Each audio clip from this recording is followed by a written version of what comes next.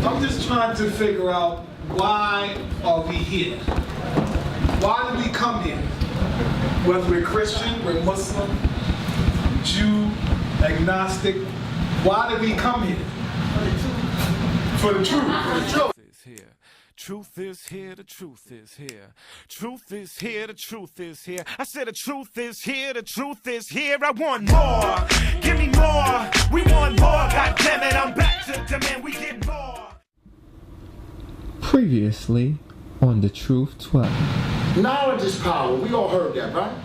We know that? Let's repeat it. 1, 2, 3. Knowledge is power. That wasn't everybody. 1, 2, 3. Knowledge is power. That is straight bullshit. It's the knowledge that you apply to your life is that matters. I don't care what you know. If you can't apply it to your life, it means nothing. So I can't factor in you knowing my sexual past factoring into something good. The question is simple. Have you protected yourself? Right? Let's go get tested. Let's move forward. Because those things are what you did, and guess what? That's the mystery I'm going to get to know 10, 12 years later down the line. Once again, don't tell me you started the football team. But before I'm sitting there watching TV saying, yo, that's Michael Vick, that's my man, you need to tell me if you slept with Michael Vick. And I'm staying in Jersey. That's not nature. And this ain't about just sleeping with people. It's about basic decisions in your life. Right? Or, fellas, how many times you meet somebody and 2 weeks ago they slept with the football team? Now when they see you, you gotta wait 90 days because Steve Harvey told you. Come on, man. I gotta be the one. I'm just wondering why it is so easy for men to display or communicate anger as opposed to, as an emotion, as opposed to anything else. Like, if you love just more than you get angry, then how come that is so easy? The answer to your question is, a lot of men have not grown up and found out who they were first. They were not able to, I guess, translate their feelings into words so that you can understand what they're saying. So the first thing they're used to doing is hitting, fighting, and growing up rough. The first thing they're going to do is lash out. But when they're by themselves, like you said, in the dark, crying, that's when everything comes to them. And then they say, I should have said this, instead of yelling, screaming, kicking over garbage cans, throwing bottles at the house, cutting the car up, doing all that stuff. They learn from women. I've grown up with women in my life who've taught me from day high to now. You need to learn to listen. A lot of men don't catch the signs. Women are very crafty. Women are very smart and witty. Men are ha, dumb with their friends. But women are telling you, you gotta start paying attention to me because dude down the block is a man and he's doing his thing. And if you're not gonna step your game up, you're gonna be right in the corner with your boys ha. So learn to listen because women give you the signs. They leave the little paper trail there for you to follow. And if you don't catch it, you're gonna be standing there thinking, like, damn, what happened? I think men and women have different communication styles. I mean, we can arguably say that the way we express ourselves are certainly totally different. So whereas a woman may be more communicative about her feelings and emotions, we may not be inclined to be that way. But we may show gestures, do things to communicate our affection and our love. You know, I remember I was talking with someone before and we were discussing about the communication styles. And we came to the conclusion, like, men communicate like their reproductive organ, and women communicate like their reproductive organ. Women's reproductive organs are spherical and it's deep and all that other kind of stuff. Men's reproductive organs, you can stimulate it straight up, right? So sometimes men, right? Sometimes, you know, in some instances, men, we can be very straightforward. This is how it is, right? Sometimes women may communicate a little differently. For example, you and your wife walking down the street. She says, you know, honey, that's a nice house right there that Bob and Jean live in. Isn't that a nice house? She's really trying to say to you, we need a house. Yeah, right? Right along. Sometimes, now sisters give bold now. They tell you straight up now in the house. But for the most part, that happens. Men on the other hand, look, baby, you see that house over there? We're gonna get that house right there. Yeah.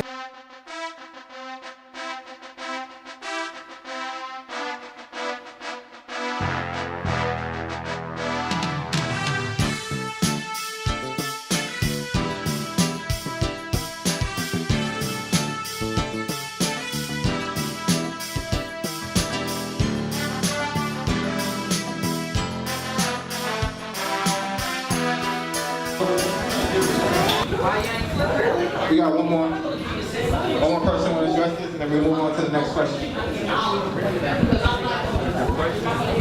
The question is about your spouse. Somebody marries you, right? So last time I checked, once you get to that level, it's through thick and thin, through all those things. So if you ain't ready to step into that arena and accept everything that comes along with it, then sit down and keep your mouth shut. Stay single. Because once you commit and say that you're gonna marry, it's for all purposes. You gotta understand, you gotta know that.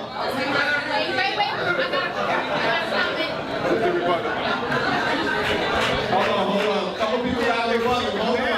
We gotta get to everybody. That's not part of marriage. When you marry, you commit to that one person. You have to accept that they cheated on you. That's not part of the marriage. That's the ultimate commitment. You made a covenant before God, so you will break that covenant on a 20 when you have your 100 complete woman at home that you made yourself whole with. No, you don't have to accept that at all. I'm not saying that it's right or wrong, but what I'm saying is, how do we know? We're just assuming that everything was good. We're assuming that everything was good. We're assuming that there wasn't, like the man or the woman wasn't so cold that they pushed him away to somebody. Right, okay. So let's just be real about it. Sometimes things are going to happen in a relationship that's going to test it. How bad do you want it? If 99% of the marriage was good, 99, that's the one thing where the person got weak and felt at that point in time. You're saying that you don't have in your heart to forgive that? Was good, you didn't step out your marriage at all. I didn't say it's right to step out your In your marriage. mind it was good, but to your partner it was I didn't say it's right. I'm not saying it's right. Listen to what I'm saying. I'm not saying it's No, I'm right. not saying you said it was right.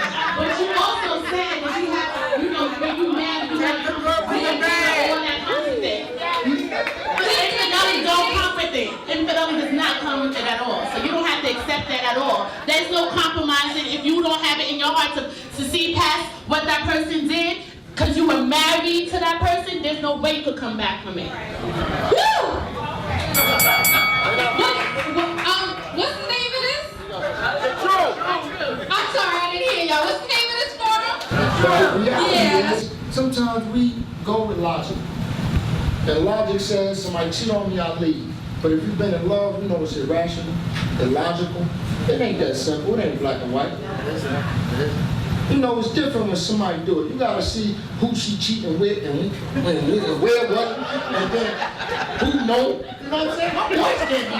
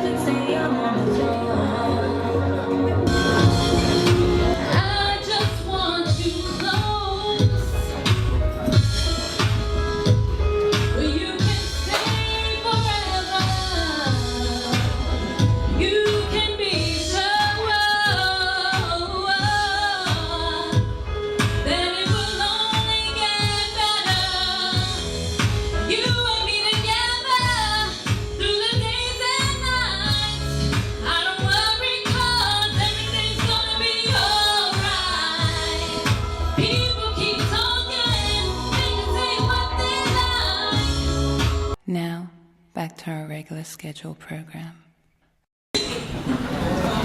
Why is it so hard for men to show their feelings and say what they need to say before they lose that good woman in their life? I mean, it's like, we're not going to other people's emotions, but it's like hearing those 5 words. Fellas, how many people ever heard the 5 words?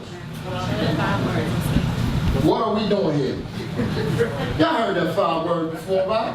What are we doing here? That's all emotion, right? And that's all you're not evaluating, you are taking stock in the things that I'm not doing, the timelines that I'm not meeting. Because you asked me this question when I just cooked you salmon and grits in my house. So what are we doing here? I'm enjoying you. You like me and I like you. If I ain't like you, you wouldn't be here. Right? You didn't know that I went, okay, I ain't the shopping kind of guy, but I got you a gift card.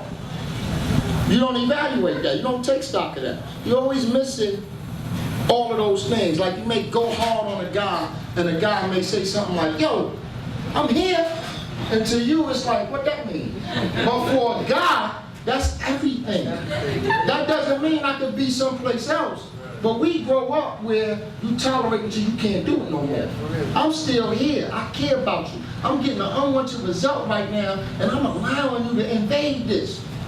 I'm here, and I'm gonna be quiet, because a happy woman makes a happy home. So I'm gonna shut up. Ladies, we all come to the table with, with whoever it is, with the checklist. And sometimes that checklist is tough. It's hard. We're hard. But as Lonnie was saying and David was saying, we need to look at the signs, because our men are telling us that they love us in a lot of different ways. Their music, their words, just basic gestures. If a brother holds the door for you, says good morning, or you look nice, smile back and say thank you. Because they are telling us that they love us. And that is so, so important. But everyone here is searching. And the truth is the truth. Amen. And your truth and my truth may be a little different. You may be able to handle things that others can't. Like I really believe in what Brother Mike said. If you love this woman and if you love this man and infidelity happens, maybe you have the grace to work with that. That takes a lot of grace and a lot of strength. Everybody doesn't have that. You have to know who you are. The biggest thing in all these relationships is really knowing who you are. And one thing we've done wrong, we've all got in the relationship trying to figure out who we are. And that's where most of us messed up. So sometimes we would take the time to step outside and get ourselves together, really know who we are, what we're looking for, and what we want. Then we'll be able to be a better mate to someone else. I want to say thank you for the loyalty, thank you for the commitment, thank you for always being there, thank you for being there when I needed you, and please, bigger than that, thank you for being there when I thought I didn't need you. So I just wanted to say thank you guys for coming out tonight. The show is not over, but I just wanted to say I love you guys and I appreciate you, so thank you very much.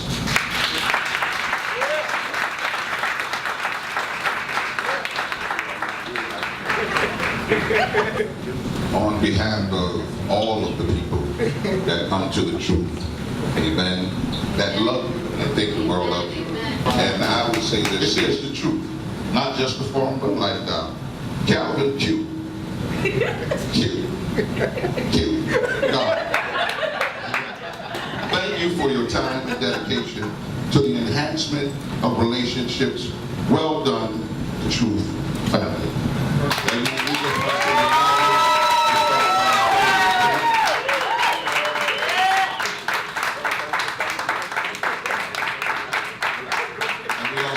We thank God for your commitment. Amen. The brother asked the question, why are we here? So that we can all be better at love. Amen.